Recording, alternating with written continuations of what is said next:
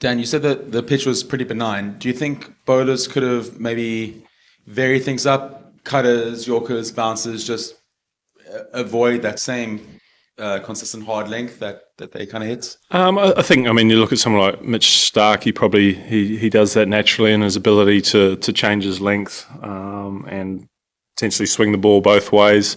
I think the success that's come from the surface has been that 6 to 8 metre length. That's what South Africa did so well. That's what we did in the first innings.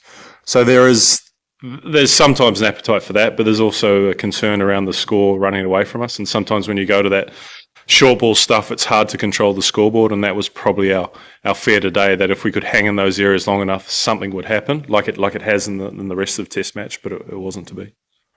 Dan, the fact that you wrapped South Africa's tail up so quickly, 5 for 12 in the first innings, does that sort of lead into your messaging for the bowling group now?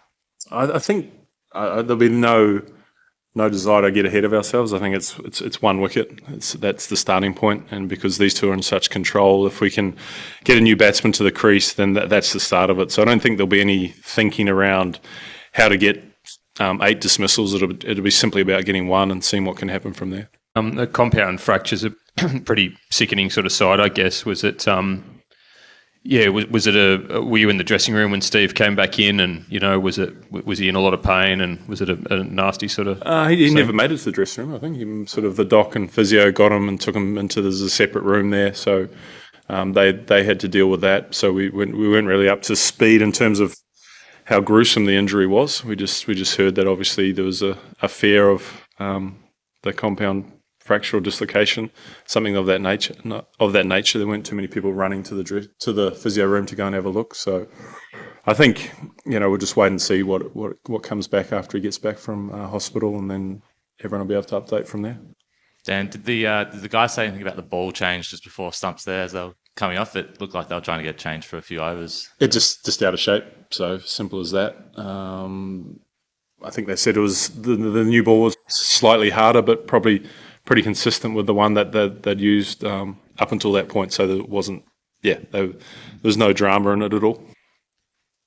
Dan, how surprising was the shift in conditions, given those 28 wickets across 2 days to start and then just 4 today?